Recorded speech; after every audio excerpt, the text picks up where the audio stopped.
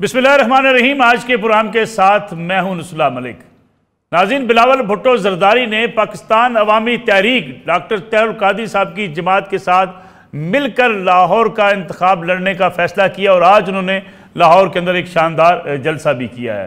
बिलावल भुट्टो ज़रदारी बड़े पुरएतमाद हैं और बड़े पुरुमीद हैं कि वो ये इलेक्शन भी जीतेंगे और वजारत उज़्मा की तरफ भी पाकिस्तान पीपल्स पार्टी आस्ता आस्ता बढ़ रही है। दूसरी तरफ मुस्लिम लीग नवाज पर एतराज़ किया जा रहा है कि उन्होंने 212 नशिस्तों पर अपने उम्मीदवार खड़े किए हैं। उन्हें पूरी नशिस्तों पर आखिर उन्हें उम्मीदवार खड़े क्यों नहीं किए? अगरचे उन्होंने कुछ जगहों पे सीट एडजस्टमेंट की बात भी की, कुछ सीट एडजस्टमेंट की भी हैं, लेकिन PMLN ने कौमी असम्बली के तमाम हलकों पर अपने उम्मीदवार सामने क्यों लेकर आए? दूसरी तरफ साइबर केस की अगर बात की जाए तो साबिक़ प्रिंसिपल सेक्रेटरी इमरान खान आज़म खान साहब के बयान के बाद सोशल मीडिया पर ये बातें गर्दिश कर रही हैं कि शायद आज़म खान का हालिया बयान उनके पहले बयान से मुतसादम है, इसलिए इमरान खान साहब को रिलीफ मिल सकता है। दूसरी तरफ ये बातें भी की जा रही हैं कि इमरान खान साहब इस्टेब्लिशमेंट से मुज़ाकरात चाहते हैं, लेकिन अब उनसे कोई बातचीत करने को तैयार नहीं है। इस सारी सूरत हाल का जायज़ा लेंगे आज के प्रोग्राम के अंदर। मेरे साथ मौजूद हैं मुल्क के 3 बड़े साफ़ी तजियाकार। जनाब मुजीबुर शामी साहब हमारे साथ मौजूद हैं, मुल्क के सीनियर साफ़ी तजियाकार हैं। उनके साथ जनाब हफीज़ुल्लाह न्याई साहब हमारे साथ मौजूद हैं और जनाब नज़ीर लगाई साहब भी हमारे साथ मौजूद हैं। नज़ीर लगाई साहब, प्रोग्राम का आगाज़ आपसे करते हैं। लाहौर में पाकिस्तान अवामी तहरीक यानी डॉक्टर तहरुल कादरी साहब की जमात और पाकिस्तान पीपल्स पार्टी PMLN और PTI के खिलाफ इकट्ठे मैदान में उतर रहे हैं। बिलावल भुट्टो ज़रदारी अपनी बड़ी भरपूर कंपेन चला रहे हैं, आज भी बड़ा शानदार जलसा किया है। क्या लग रहा है आपको? क्योंकि अगर हम देखें बिलावल भुट्टो ज़रदारी की मुसलसल जो तकारीर हैं उसमें एक ही बात कही जा रही है, मियाँ नवाज शरीफ वज़ीर आज़म नहीं बनेंगे, बल्कि इस बार वज़ीर आज़म जो है वो पंजाब से नहीं होंगे। बिलावल इतने पुरएतमाद क्यों हैं? पहले हम कहते थे कि शायद मियाँ साहब की ऊपर बात हो गई है, इसलिए मियाँ साहब वज़ीर आज़म बनने जा रहे हैं, लेकिन अब ये बातें गर्दिश कर रही हैं कि बिलावल भुट्टो ज़रदारी भी उस दौड़ में थोड़ा सा आगे निकल रहे हैं। एक तो ये है कि बात आगे किसकी हुई है, किसकी नहीं हुई है, और किसके सितारे नजर आते हैं, किसके नजर नहीं आते हैं, ये बिल्कुल अलग सी बात है। बिलावल भुट्टो अपनी वोट बैंक को ये यकीन दिलाने की कोशिश कर रहे हैं कि अगर वो वोट देने के लिए घरों से निकलते हैं तो उनका वोट ज़ाया नहीं होगा। पीपल्स पार्टी का वोटर जो है गुज़श्ता कोई 40-50 साल से इस मखमसे का शिकार है कि अगर वो कुछ भी कर लें तो उन्हें पंजाब भी नहीं मिलेगा और उन्हें इक़्तिदार भी नहीं मिलेगा, और पंजाब तो बिल्कुल ही उनके हाथ में नहीं आएगा। ये मखमसा हमेशा से रहा है और अमलन भी ऐसा हुआ है कि पीपल्स पार्टी पंजाब में जीत कर भी, आप 88 का इलेक्शन देखेंगे तो पीपल्स पार्टी कौमी असम्बली में स्वीप कर चुकी थी, लेकिन सूबाई असम्बली में उसकी तादाद कम हुई सीटों की और वो अरेंज की गई थी। और वो कहा था जनरल हमीद गुल ने कि हमने तय किया था कि हम नहीं आने देंगे पीपल्स पार्टी को, क्योंकि वो इंतकाम की सियासत करते, शायद उनका ये ख्याल था। लेकिन उसके बाद भी यानी 88 में वो बड़ी अक्सर लेते हैं और 1990 में 2-2.5 साल के बाद 2 साल के बाद जो है वही पीपल्स पार्टी जो है उसको वफाक 45 सीटें मिलती हैं, और सूबे में तो वो बिल्कुल नहीं, वो 6 सीटें भी नहीं मिलती हैं उसको पंजाब में। फिर उसके बाद पंजाब में जब भी वो गए हैं तो उन्हें कभी इतना सीटें नहीं मिली हैं कि वो अपनी हुकूमत बना सकते। हमेशा उनके वोट बहुत ज़्यादा होता था, लेकिन ग्रेजुअली वोट कम हुआ क्योंकि उस वोट बैंक को ये यकीन हो गया था कि पीपल्स पार्टी को नहीं आने दिया जाएगा। मेरा ख्याल है कि पहली मरतबा पंजाब में ये लहर आई है कि पीपल्स पार्टी के वोटर ये समझ रहा है कि शायद उसका वोट काउंट होगा। तो मेरे ख्याल में ये एक सूरत हाल जो नजर आ रही है, इसके लिए बिलावल ने ग्राउंड तैयार किया है। ठीक है हफीजुल्लाह न्याई साहब, आपको लगता है कि पीपल्स पार्टी का जो एतमाद है इस वक्त कि पीपल्स पार्टी पंजाब के अंदर भी नशिस्तें ले सकती है, सिंध से जीत कर आएगी, तो पीपल्स पार्टी बलूचिस्तान और कुछ KP से अगर हिस्सा लेती है तो वो वजारत उज़्मा के करीब पहुँच सकती है? क्योंकि बिलावल बड़े पुरएतमाद हैं और कुछ खबरें इस किस्म की भी आ रही हैं कि मियाँ नवाज शरीफ भी पंजाब पर ज़्यादा फोकस किए हुए हैं। पंजाब असम्बली के जो उम्मीदवारान हैं वो बड़े जो है जान कर देख कर उनको फाइनल किया गया। कौमी असम्बली के हवाले से इतनी संजीदगी दिखाई नहीं दी, क्योंकि मुस्लिम लीग नवाज ने भी 212 नशिस्तों पर अपने उम्मीदवार खड़े किए हैं, बाकी नशिस्तें खाली हैं या किसी के लिए एडजस्टमेंट में छोड़ दी हैं।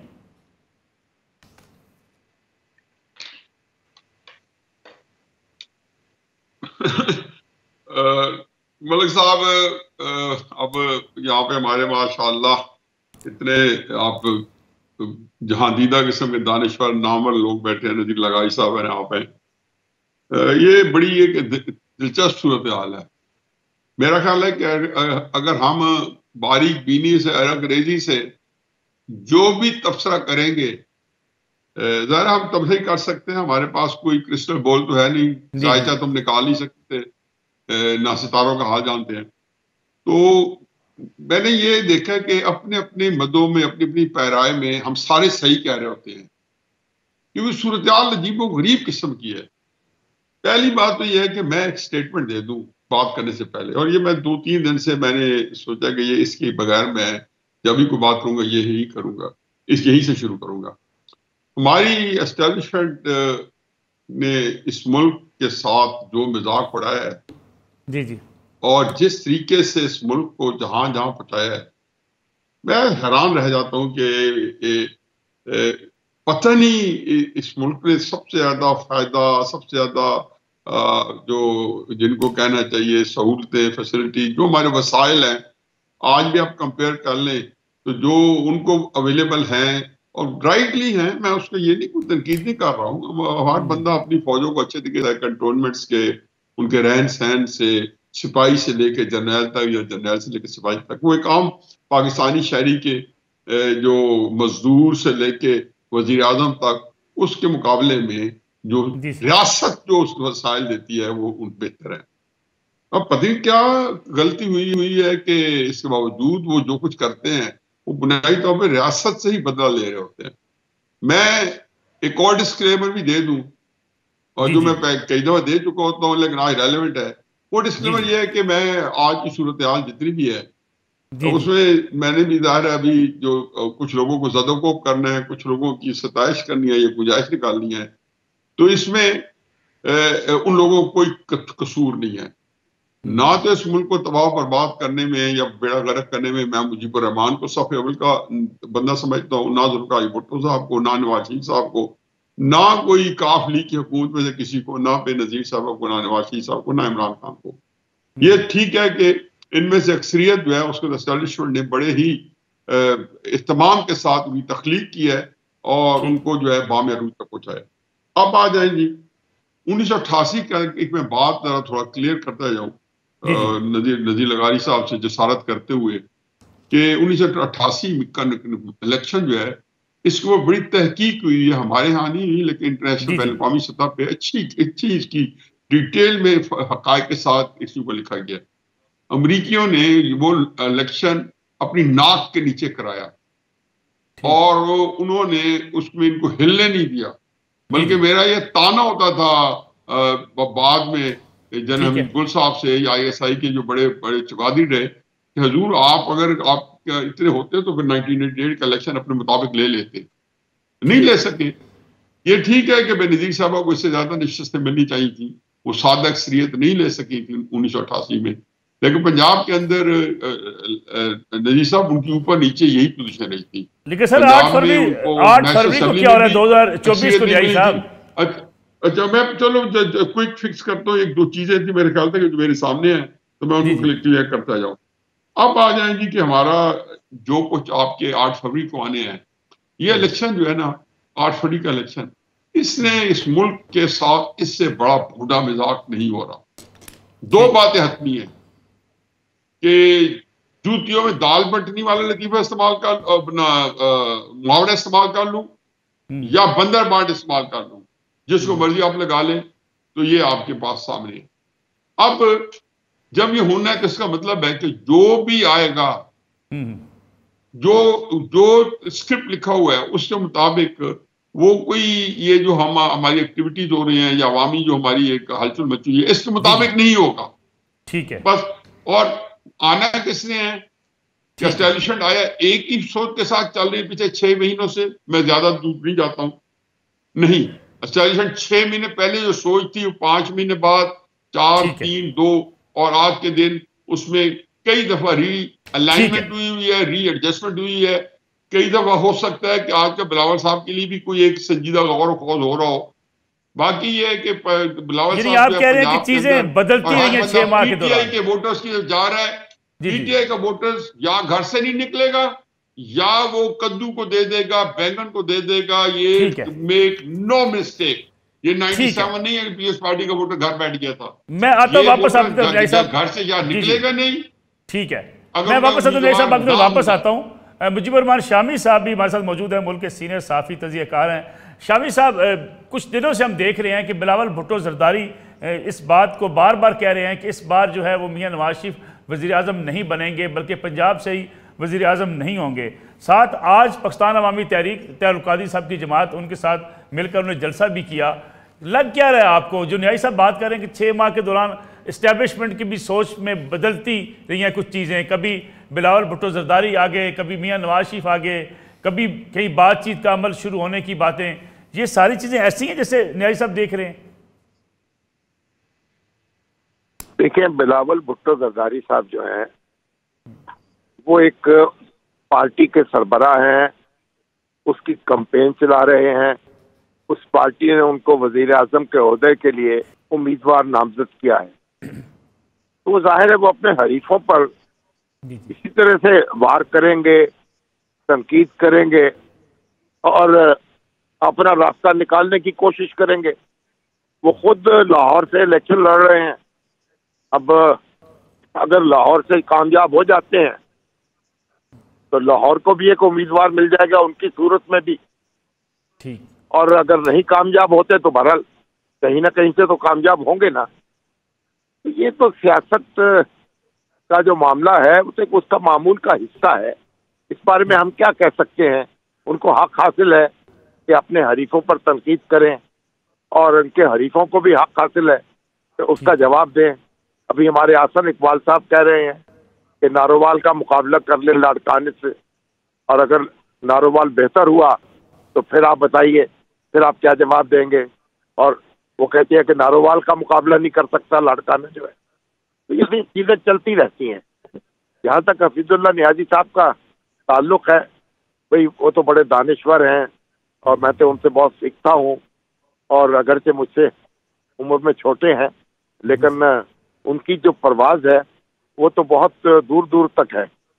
मैं तो सिर्फ इतनी सी बात जानता हूँ, अभी 8 फरवरी का इंतखाब जो भी है वो हमारे सर पे आ पहुँचा है, और जिस तरह भी है हमें उस इंतखाब में से गुजरना है और अपने इज्तिमाई नज़्म की तश्कील करनी है।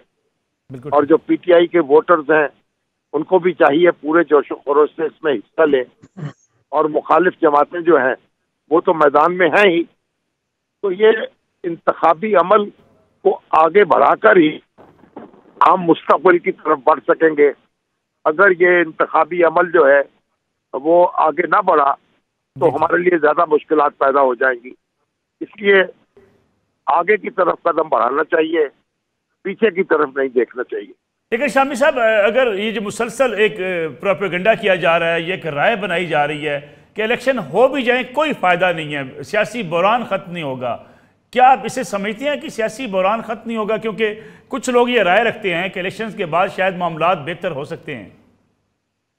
देखिए, हर इलेक्शन हुआ है पाकिस्तान में, यानी 1970 और 1977 के 2 इंतखाबात को आप निकाल दें, ठीक है, तो हर इंतखाब जो है उसके नतीजे में हुकूमत भी बनी है, उसके नतीजे में अपोजिशन जो है उसने भी अपना किरदार अदा किया है। अभी ये 2018 के इंतखाब पर कितनी तनकीद होती है और किस तरह निशाना बना जाता है उसको, लेकिन उसके बाद भी हुकूमत कायम हुई और उस हुकूमत को तस्लीम किया, और उसके जो मुखालिफ थे वो भी ऐवान में बैठे रहे, और फिर उन मुखालफों ने भी हुकूमत बनाई उसी ऐवान से और उसी इंतखाब के नतीजे में। तो ये जो हमारे यहाँ जो कुछ सियासतदान दावे करते रहते हैं और तजज़िया नगार जो हैं वो अपने नुक्ते बयान करते रहते हैं, लेकिन इंतखाबात के नतीजे में मामला आगे बढ़ता है और हुकूमत भी कायम होती है और अपोजिशन जो है उसको भी अपना किरदार अदा करने का मौका मिलता है। मुल्क के तीनों सीनियर सहाफ़ी तजज़ियाकार हमारे साथ मौजूद हैं, लेकिन एक कमर्शियल ब्रेक लेनी है, वापस आते हैं इस ब्रेक के बाद।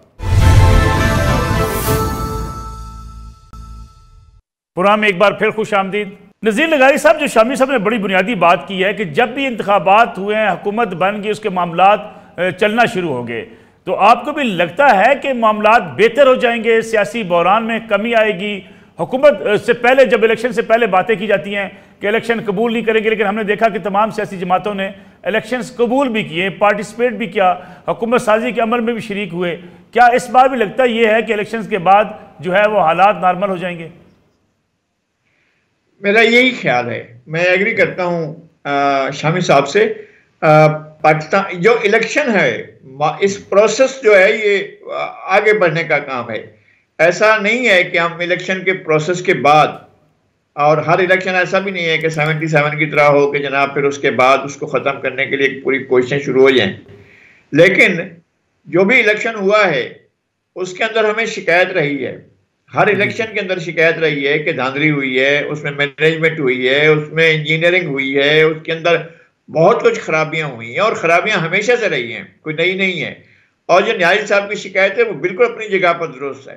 ठीक है न्यायी साहब, ये जो खबरें हैं इस पे अब तबसरा क्या करेंगे कि इमरान खान साहब ने इस्टेब्लिशमेंट के साथ बातचीत करने, मुज़ाकरात करने की ख्वाहिश का इजहार भी किया, कोशिश भी की, लेकिन बात नहीं बनी। मैं आपको बताऊं कि मैंने पिछले साल से जितने कॉलम लिख रहा हूं, मलफूफ अंदाज में मेरी एक बड़ी इल्तिजा है, बावजूद है कि इमरान खान साहब के बारे में मेरे जज्बात हैं, वो मेरे सारे दोस्त साहब और शामी साहब तो बहुत बखूबी वाकिफ हैं। खुदा गवाह है कि मैंने मिन्नते तल्ले आखिर में ये होते हैं कि इनके बैठ के आप मुज़ाकरात करें। मैंने पाकिस्तान की सबसे नंबर 1 शख्सियत से मुलाकात की, तो मैंने कहा जी मैं सिर्फ इसलिए आया हूँ इस दरबंदी के साथ कि आप किसी तरीके से सारे लोगों को बिठा के, जान में जब लिखता था वो रिकॉर्ड देते थे लव अखबार में, उनकी अपनी लिमिटेशन है, लेकिन उनको खुल के कहा कि आप आर्मी चीफ है, चीफ जस्टिस है, नवाज शरीफ साहब है, इमरान खान साहब है, जरदारी साहब है, खुदा के वास्ते इनको एक दिन के इकट्ठा करें, जबरदस्ती करें, और इसके अलावा पाकिस्तान की बहरान बहुत बढ़ जाएगा, इसको निकालें। ये मुल्क अब मजीद अंदरूनी लड़ाइयों का मुतहम्मिल नहीं हो सकता, क्योंकि क्राइसिस बड़े अजीबो गरीब हो गए हैं। लेकिन हमारी एस्टेब्लिशमेंट का एक है, उनकी अपनी मजबूरी है, और बहुत सारी चीजों में जनरल आसिम मुनीर साहब मेरा ख्याल है पहले आर्मी चीफ है, जो कुछ हो रहा है उनका कोई कसूर नहीं है, उन्हें करना चाहिए था, नहीं करना चाहिए था, उसके बारे में मेरी अपनी एक रिजर्वेशन है, लेकिन कोई कसूर नहीं है। इमरान खान साहब से कोई, आपके सवाल का जवाब यह है कि इमरान खान साहब से एस्टेब्लिशमेंट कोई बात करने में दिलचस्पी नहीं रखती। इमरान खान साहब ने गौर अली खान को बनाया है, ये मेरी जाती राय है, और मैं इसके बारे में बिल्कुल मुसर हूं कई चीजों पे। जैसे मुझे शामी साहब ने कल भी एक जुमला कहा कहीं बैठे हुए कि जी इलेक्शन तो बढ़ गया। मैं, हकीकत है कि वो कहते हैं दूध का जला छाछ को, मुझे जब तक 8 फरवरी को इलेक्शन नहीं होगा मेरे में धड़का लगो कि शायद ना हो पाए। दूसरा यह कि गौर अली खान को बनाया, एस्टेब्लिशमेंट को खुश करने के लिए इमरान खान साहब ने बनाया है, ये भी बात लिख लें। जितनी पीटीआई है वो एस्टेब्लिशमेंट की आंखों की ठंडक है जो कंट्रोल कर रही है, और मैं हर वो बंदा जो हॉक जिसको हम कहते हैं, या जिसको जंगजू कहते हैं, या जिसको एग्रेसिव पीटीआई कह सकते हैं, या इमरान खान स्टाइल का जो पीटीआई है, वो उन्होंने सबको पीछे बैकग्राउंड में डाल दिया है। एस्टेब्लिशमेंट के लिए इस वक्त सूरत हाल यह है कि तमीज करना या उसके अंदर फर्क करना बड़ा मुश्किल है कि किसको कैसे डील करना है। वो तो अभी तो सबको एक ही लाठी से हाँकना चाहते हैं, वो किसी पीटीआई के ऊपर रिस्क नहीं लेना चाहते, और आजाद उम्मीदवार भी वो जितवाएंगे तो उन्होंने एक हाथ रखी होगी, अगर उसके ऊपर नीचे हाथ हुई तो मुझे खतरा यह है कि फिर इलेक्शन हमारा जो है वो कहीं मुतजलजल ना हो जाए, कहीं उसके ऊपर कोई हर्फ ना आना शुरू हो जाए, क्योंकि जाहिर है वो भी सोच रहे हैं और वो इस चीज को सोच नहीं कर और कस्टेट कर रहे हैं, जैसे आप उसके ऊपर सारी उसी धुनें बना रहे हैं और उसके साथ साथ देख रहे हैं कि कौन सी चीज जो है ज्यादा जाज़बे जो है अकल है और जो है प्रैक्टिकल है। ठीक है शामी साहब, आपको भी लगता है कि अब इमरान खान साहब से एस्टेब्लिशमेंट बातचीत करने को तैयार नहीं है?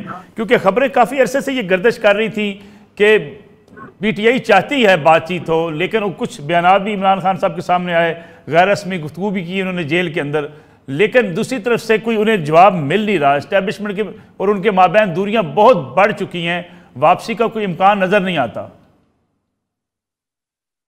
देखिए मलक साहब, यानी सियासत में कोई मामला एक जगह मुंजमद नहीं होते, ठीक, ये हवा की तरह हरकत में रहते हैं। ये इस वक्त जो हमें उलझन नजर आ रही है, जी जी, ये जरूरी नहीं है कि वो एक साथ है।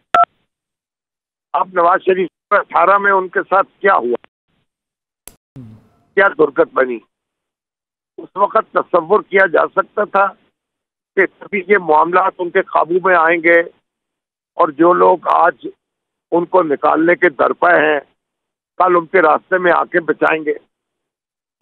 आज कहाँ गए बाजवा साहब, कहाँ गए जादुल हसन साहब, ये तो सब रुखसत हो गए ना। तो वक्त थोड़ा सा लगा है, लेकिन मामला तो तब्दील हो गए हैं। तो इमरान की जरा सब्र से और तहम्मुल से काम लेना होगा आज। लेकिन वक्त जो है वो बहुत से जख्म जो है उनको मुंतमिल कर देता है। नई करवट लेगा, नए इम्कानात पैदा हो जाएंगे, उसकी तैयारी करनी चाहिए।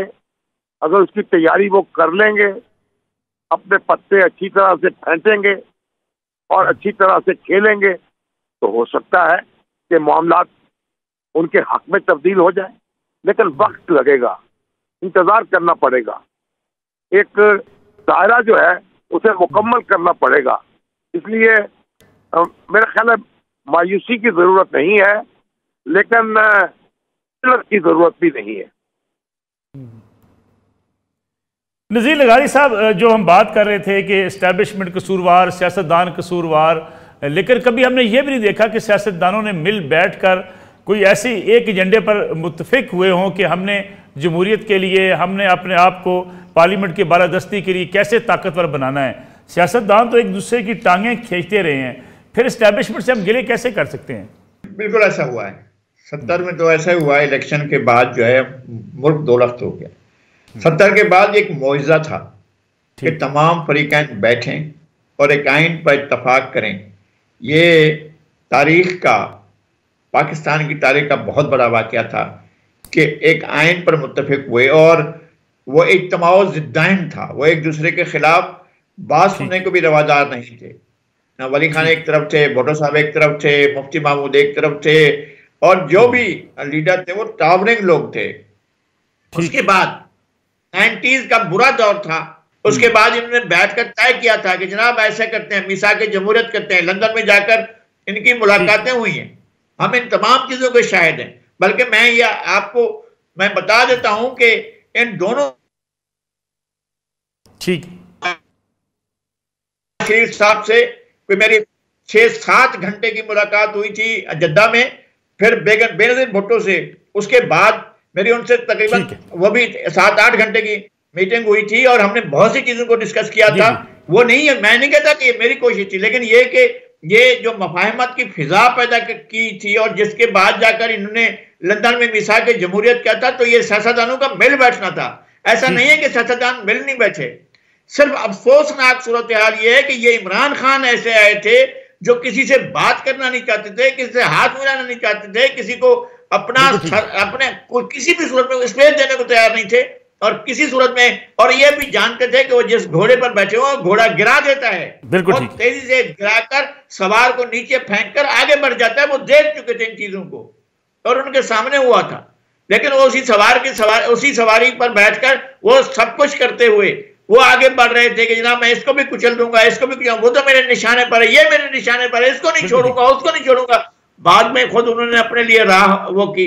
कौन ऐसा करता है जिसके पास 150 के करीब अरकान असम्बली के अपोजिशन हो, वो असम्बली छोड़ दे? ये मैं कहता हूं तारीख की सबसे बड़ी बदकिस्मती हमारे हालिया तारीख की वो ये है। और 2 हुकूमतों होने के बाद जिसके पास खैबर पख्तूनख्वा और पंजाब की हुकूमत हो, वो अपनी हुकूमतें छोड़ दे। ये तो बदकिस्मती थी उनकी, उन्होंने शदीद बदकिस्मती थी कि उन्होंने ये सब अमल अख्तियार किया, जिसकी वजह से आज इस सूरत हाल का शिकार है। यहाँ पर हम एक ब्रेक का वक्त हुआ है, वापस आते हैं एक ब्रेक के बाद। प्रोग्राम में एक बार फिर खुश आमदीद। हफीजुल नई साहब, मुख्तसरन आपसे भी जानना चाहूंगा मैं, आफ्टर इलेक्शन सियासी जमातें मिल बैठ सकती हैं? मैं तो लगाई साहब की बात के अंदर चंद बातें ऐड करूंगा, क्योंकि मैं नहीं समझता हूँ कि उनकी गुफ्तगू जो उन्होंने इतनी खूबसूरत की है उसका कोई मजा किरकिरा हो जाए। पहली बात यह है कि मेरा ये बिल्कुल ईमान की हद तक यकीन है कि बेनज़ीर साहबा की जो शहादत है वो मिसाक जमहूरियत साइन करने का शादसान है। और इसका दूसरा हिस्सा ये है कि प्रोजेक्ट इमरान खान शुरू इसलिए किया गया था कि जब भी ये सियासतदान इकट्ठे होते हैं तो उसके बाद उनको कहीं ना कहीं पे दर्द जह, चलो लफ्ज खराब है, कोई पर पंजाबी कहते हैं उन्हें पीड़ होना शुरू हो जाती है, पहली बात। दूसरी बात यह है जी कि भुट्टो साहब के मैंने कल भी हम इकट्ठे थे लगाई साहब में, तो ये इनको दोबारा सुनना पड़ेगा। दो जगहों पे एक उनका कहा हुआ फिक्र जो है सोने में तोलने के काबिल है, और वो उन्होंने एक फाइल असैसिनेटेड में भी लिखा, और कर्नल रफीउद्दीन साहब ने उन्हीं के हवाले से ये बात कोट की। उन्होंने जब भुट्टो साहब ने कहा कर्नल साहब मैं आपको ये बात बता रहा हूँ, ये कब कही जब उनको फांसी लगने में 15-20 दिन रह गए, कर्नल साहब ये बात मेरी नोट कर लें, इस मुल्क को अगर कोई बुरान से निकाल सकता है तो सियासतदान मिलकर निकाल सकते हैं, और सियासतदानों में कितनी दुश्मनी हो वो मिल बैठ सकते हैं। यानी उन्होंने ये नहीं कहा कि उनको मिल बैठ चाहनी चाहिए, जो कि इमरान खान साहब को जो 10 पढ़ाया गया उसकी वजह एक फिक्रा ऐड जरूर करेंगे इजाफी, और ये मैं कई दफा कह चुका हूं, ये एक ऐसी तकलीफदेह हकीकत है कि जो इमरान खान साहब जो इतने मकबूल रहनुमा हैं और अल्लाह ताला ने उनको बेशुमार सलाहियतें दी हैं, अप्रैल 1996 से लेके आज आपकी 21 जनवरी 2024 तक एक सियासी फैसला नहीं है। लगाई साहब ने तो एक 150 अरकान का कहा कि बाहर निकला, एक सियासी फैसला नहीं है जिसमें इमरान खान साहब ने बाद में खुद तासुब का इजहार ना किया हो, उनको नदामत ना हुई हो, या उन्होंने ये ना कहो कि मैंने ये नहीं करना चाहिए था। तो इसका मतलब यह है कि इमरान खान साहब जब भी फैसला करेंगे उनका ट्रैक रिकॉर्ड है कि उनके पास, क्योंकि वो खाना है ही नहीं जिसमें जैसे जुल्फ़िकार भुट्टो के पास एक सियासी तौर पर मैं उन्हें कहता हूं कि पाकिस्तान की सियासत के ज़हीन फतीन एक PhD थे, इमरान खान साहब उसी तरह उनके बिल्कुल उलट है कि जो कुछ सियासत से नाबल्द है। और फिर एक आखिरी बात जो है वो ज़हन में जरूर रखें कि जो वो सिर्फ मैं 27 तौर पर कहना चाहता हूँ कि वो लगाई साहब की बात कही हुई जो है वो रजिस्टर हो जाए। 1973 के आईन को मैं 14 अगस्त 1947 के साथ नापता हूं, गैर मामूली वाकया, गैर मामूली दिन, और उस दिन भी सारे जो अफराद तफरीद खत्म करके लेफ्ट राइट की फिरकों की जंग खत्म करके मुल्क आपने हासिल किया।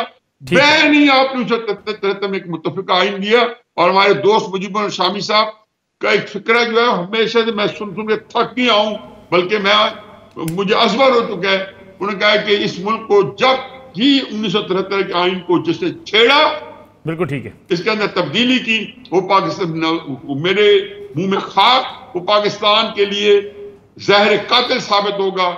मैं इससे ज्यादा कुछ नहीं कह सकता। शामी साहब, आपके तजिए के साथ प्रोग्राम को वाइंड अप करना चाहेंगे कि क्या लगता है आपको, क्योंकि इमरान खान साहब के बारे में अमूमी तौर पे राय यही है कि उन्होंने इतना पोलराइज कर दिया है सियासत को कि वो मिल नहीं बैठेंगे, बातचीत नहीं करेंगे, कम से कम सियासी जमातों के साथ उनका मामला जो है वो बड़ा जो है वो सख्त गिर मौक़िफ़ रखते हैं। आपको लगता है कि इस सारे दुरानिये में जो इमरान खान साहब जिससे आज इस फेज़ से गुजर रहे हैं, इसके बाद किसी लचक का मुजाहरा करेंगे, सियासतदान अपने मामलात खुद मिल बैठ कर तय करेंगे ताकि तीसरे फरीक के बारे में उन्हें रोना ना पड़े?